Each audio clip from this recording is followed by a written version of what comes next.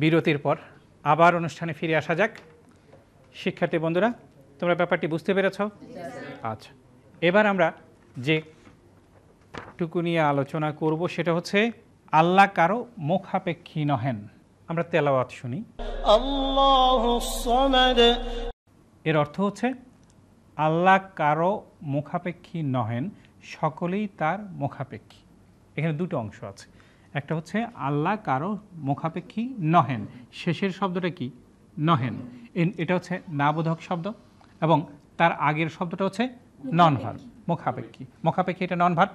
তাহলে এই শেষের শব্দ নন ভার্ব এবং তার আগের শব্দটা যেহেতু শেষের শব্দটা যেহেতু নাবোধক এবং তার আগের শব্দটা যেহেতু নন ভার্ব, কাজে এটা হবে আই এম নট ড্যাশ, এই প্যাটার্নের মাধ্যমে। আমরা জানি কি আয়ের স্থানে কি বসাতে হবে?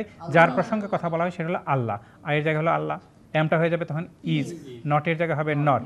আর এই জায়গায় বসাবো বাংলা বাক্যের শেষে যেটা আছে সেটা হচ্ছে নহেন। নহেনটা তো নট হয়ে চলে গেল, তাহলে তার আগের শব্দটা হচ্ছে মুখাপেক্ষী। তাহলে মুখাপেক্ষী ইংরেজিটা আমাদের এই জায়গায় বসিয়ে দিতে হবে। মুখাপেক্ষী ইংরেজি কি? নির্ভরশীল, কেউ তার দিকে তার উপরে নির্ভরশীল হয়ে আছে। আল্লাহ কারো মুখাপেক্ষী নহেন, আল্লাহ কারো দিকে নির্ভরশীল, কারো উপর নির্ভরশীল হয়ে থাকেন না। তাহলে আল্লাহ ইজ নট মুখাপেক্ষী ডিপেন্ডেন্ট, মুখাপেক্ষী ডিপেন্ডেন্ট কারো উপর অন এনিবডি। আল্লাহ কারো উপর মুখাপেক্ষী নন, Allah is not dependent on anybody. বুঝতে পারছো তোমরা? আইয়ের জায়গায় হবে আল্লাহ, এমের জায়গায় হবে তখন ইজ, নটটা হলো নট, আর এই জায়গাটায় বসাতে হবে বাংলা বাক্যের শেষের নন ভার্বটা, সেটা হচ্ছে এখানে মুখাপেক্ষী। মুখাপেক্ষী ইংরেজি হচ্ছে ডিপেন্ডেন্ট, কারো উপর অন এনিবডি। তাহলে আল্লাহ কারো মুখাপেক্ষী নহেন, অর্থাৎ আল্লাহ কারো উপর নির্ভরশীল নহেন। Allah is not dependent on anybody, সকলেই তার মুখাপেক্ষী। দেখো এই বাক্যের শেষ শব্দটিও কিন্তু নন ভার্ব, নন ভার্ব হওয়ার কারণে আই এম ড্যাশ প্যাটার্নটা আমরা ব্যবহার করব এবং এটা আমরা দুইভাবে করতে পারি। আইয়ের জায়গায় যদি সকলে ইংরেজি ব্যবহার করি তাহলে হয়ে যাবে অল, যদি আইটা অল হয় তাহলে এমটা হয়ে যাবে আর, তাহলে আই এমটা হয়ে গেল অল আর, আর বাংলা বাক্যের শেষে যেটা আছে সেটাই এই জায়গাটায় বসাতে হবে, সেটা হলো মুখাপেক্ষী। মুখাপেক্ষী ইংরেজি হচ্ছে ডিপেন্ডেন্ট, তাহলে অল আর ডিপেন্ডেন্ট তার উপর, অর্থাৎ অন হিম, সকলেই তার উপর নির্ভরশীল, ইংরেজি হয়ে গেল all are dependent on him. কিন্তু আমরা আইয়ের স্থানে যদি সকলকে বোঝাতে গিয়ে প্রত্যেককে এরকম সেন্স ব্যবহার করি তাহলে আইয়ের জায়গাটা হয়ে যাবে এভরি, এটা এভরি না হয়ে হবে এভরি ওয়ান দিলে ভালো হতো, তাই না? এভরি ওয়ান আমরা বলি, তাহলে কি হবে? এভরি ওয়ান, এমটা হয়ে গেল ইজ, আর এই জায়গা হবে মুখাপেক্ষী অর্থাৎ নির্ভরশীল ডিপেন্ডেন্ট, তাহলে এভরি ওয়ান ইজ ডিপেন্ডেন্ট। আইয়ের জায়গায় হয়ে গেল এভরি ওয়ান, আয়ের জায়গায় হয়ে গেল এভরি ওয়ান, এমটা হয়ে গেল ইজ। খেয়াল করেছো তোমরা পার্থক্যটা?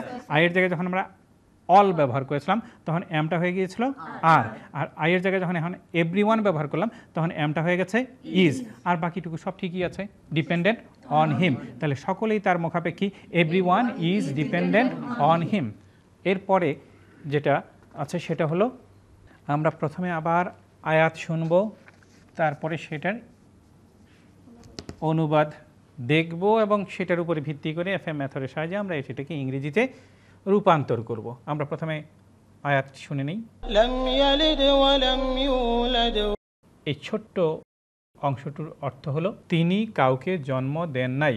এই অংশটুকু আলোচনা করার জন্য আমরা যে প্যাটার্নটি ব্যবহার করব সেটা হচ্ছে আমি করেছিলাম ইংরেজি হচ্ছে আই ডিড, তাহলে তুমি করেছিলে ইউ ডিড, সে করেছিল হি ডিড। তাহলে এরকমভাবে তিনি কাউকে জন্ম দেন নাই, এটা নেগেটিভ যদি করতে চাই তাহলে আই ডিডটা হয়ে যাচ্ছে আই ডিড নট ডু।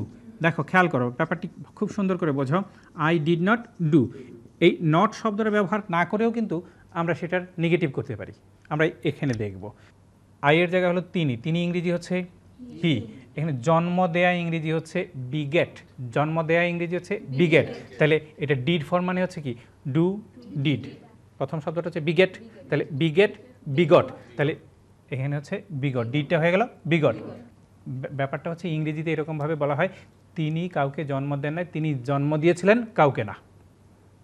কথাটা কি বুঝতে পারছো? তাহলে তিনি জন্ম দিয়েছিলেন শব্দটা এই আই ডিডের প্যাটার্নে হয়ে গেল, আই ডিডের প্যাটার্নে হয়ে গেল, তিনি জন্ম দিয়েছিলেন হি বিগট, কাউকে না নান, কাউকে না নান।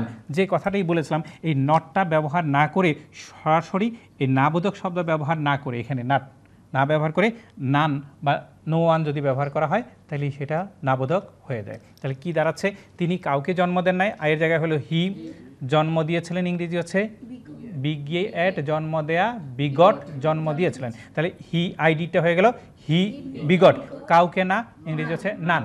নান মানে কি? নো যোগ ওয়ান।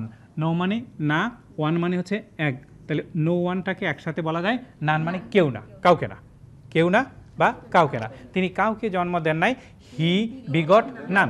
তিনি কাউকে জন্ম দেন নাই, হি বিগট নান। আচ্ছা, এটা হলো আই ডিড। আর যদি বলি এটা করা হয়েছিল, মানে কারো মাধ্যমে কোনো কাজ করা হয়, এটা যদি অতীতের কথা হয়ে থাকে তাহলে এই প্যাটার্নের মাধ্যমে আমরা করতে পারি ইট ওয়াজ ডান, ইহা করা হয়েছিল। যদি বলি ইহা করা হয় নাই, ইট ওয়াজ নট ডান। যেমন ধরো একটা ব্রিজ নির্মাণ করা হয়েছিল, এটা হয়ে যাবে ব্রিজ ওয়াজ বিল্ড। কিন্তু যদি বলি একটা ব্রিজ নির্মাণ করা হয় নাই, a bridge was not build. বোঝা যাচ্ছে? যদি বলি ভাত রান্না করা হয়েছিল, রাইস ওয়াজ কুকড। যদি বলি ভাত রান্না করা হয় নাই, রাইস ওয়াজ নট কুকড। বুঝতে পারছো? তাহলে এবার দেখো এর পরের অংশটুকু যদি আমরা দেখি, এই প্যাটার্নের সাহায্যে আমরা সেটাকে ইংরেজি করতে সক্ষম হব। এর অর্থ হচ্ছে তাকেও জন্ম দেয়া হয় নাই। তাহলে এটা করা হয় নাই বলেছিলাম, ইট ওয়াজ নট ডান, সেই প্যাটার্নের মাধ্যমে হবে ইট ওয়াজ নট ডান। তাহলে এইটা হচ্ছে তার কথা বলা হচ্ছে, তাহলে ইটের জায়গায় হয়ে যাবে হি, ওয়াজের জায়গা হবে ওয়াজ, নটের জায়গা হবে নট। এই ডানের জায়গা হচ্ছে জন্ম দেয়া, ইংরেজি হচ্ছে বিগেট। তাহলে এটা ডান ফর্ম হচ্ছে বিগেট, বিগট, বিগটেন। তাহলে এটা হলো বিগটেন।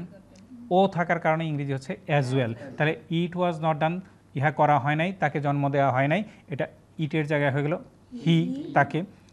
ওয়াজের জায়গা হলো ওয়াজ, নটের জায়গা হলো নট, আর ডানের জায়গা হচ্ছে জন্ম দেয়া। জন্ম দেয়ার ভার্বটার ডান ফর্মটা নিতে হবে। জন্ম দেয়া ইংরেজি হচ্ছে বিগেট। তাহলে do did done, do did done, beget begot, begotten. তাহলে হি ওয়াজ নট বিগটেন, ও অ্যাজ ওয়েল।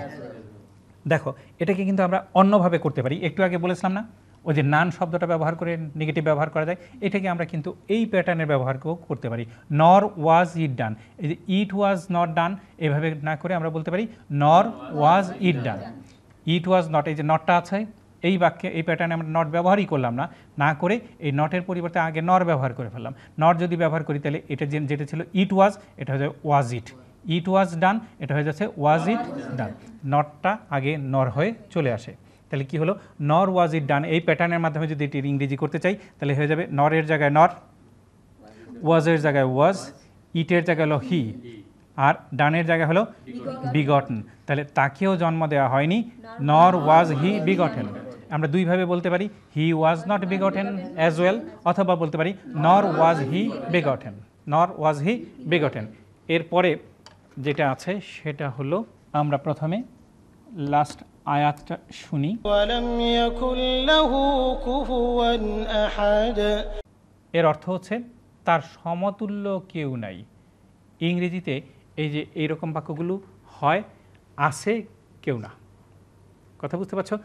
আছে, আছে ইংরেজি কি? দেয়ার দিয়ে করতে হয়। যেমন একটি বই আছে, দেয়ার ইজ এ বুক। একটি গাছ আছে, দেয়ার ইজ এ ট্রি। বুঝতে পারছো? একটি ব্যাগ আছে, দেয়ার ইজ আ ব্যাগ। কিন্তু কোনো বই নাই, there is no bag, there is no bag. তাহলে এই ঠিক একইভাবে তার সমতুল্য কেউ নাই, দেয়ারের জায়গায় হলো দেয়ার, ইজের জায়গায় হলো ইজ। আর কেহ না ইংরেজি হচ্ছে নো ওয়ান, মানে নান। তাহলে কেহ নাই, there is none, there is none. কেউ নাই, দেয়ার ইজ নান। এখানে খেয়াল করো, তার সমতুল্য, সমতুল্য ইংরেজি হচ্ছে কম্পেয়ারেবল, কম্পেয়ারেবল। সমতুল্য ইংরেজি হচ্ছে কম্পেয়ারেবল। এরপরে টু বসানো হয়েছে, এটা একটু ইম্পর্ট্যান্ট বিষয়। কম্পেয়ারের সাথে উইথ বসে, যদি একই রকম জিনিসের সাথে তুলনা করা হয় তখন হলো কি? উইথ। আর যদি একই রকম না হয় অন্য আরেক রকমের জিনিসের সাথে তুলনা করা হয় তখন হলো টু। বুঝতে পারছো? এখন যদি এরকম হতো, ওই যে একটু আগে বলেছিলাম যে দুইজন দেবতা, যদি এক দেবতার সাথে আরেক দেবতার তুলনা হয় তাহলে উইথ হবে। কিন্তু আমাদের তো এক আল্লাহর সাথে আরেক আল্লাহর তুলনা করার নেই। কথাটা বুঝতে পারছো? সেই জন্য কম্পেয়ারের সাথে উইথ বসানো যাচ্ছে না। আল্লাহকে তুলনা করতে হলে আরেক আল্লাহ না, অন্য কোনো কিছুর সাথে তুলনা করারও সমতুল্য নাই, সেই জন্য এটা টু হয়েছে। তাহলে কি হচ্ছে? দেয়ার ইজ নান, কেউ নাই, দেয়ার ইজ নান, কেউ নাই। কম্পেয়ারেবল সমতুল্য, টু হিম, তার, তার সমতুল্য কেউ নাই। There is none comparable to him, তার সমতুল্য কেউ নাই। এই সূরার মাধ্যমে আমরা মোটামুটিভাবে মহান আল্লাহ পাকের একটা পরিচয় পেয়ে যাচ্ছি। তিনি কে? তিনি হচ্ছেন এক, তিনি হচ্ছেন অদ্বিতীয়, দ্বিতীয়টা নেই। আর কি? তিনি কাউকে জন্ম দেন নাই, তাকেও কেউ জন্ম দেন, তার জন্মদাতা কেউ নেই, তার কোনো সন্তানও নেই, ঠিক কিনা?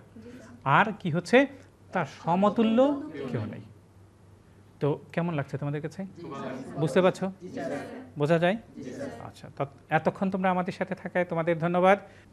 সুপ্রিয় দর্শক, আপনারা দেখলেন কেমন করে FM মেথডের লেসনের ছোট্ট ছোট্ট প্যাটার্নের সাহায্যে আমরা মহাগ্রন্থ কোরআন শরীফের সূরাগুলো বাংলানুবাদ থেকে কিভাবে ইংরেজিতে রূপান্তরিত করতে পারছি।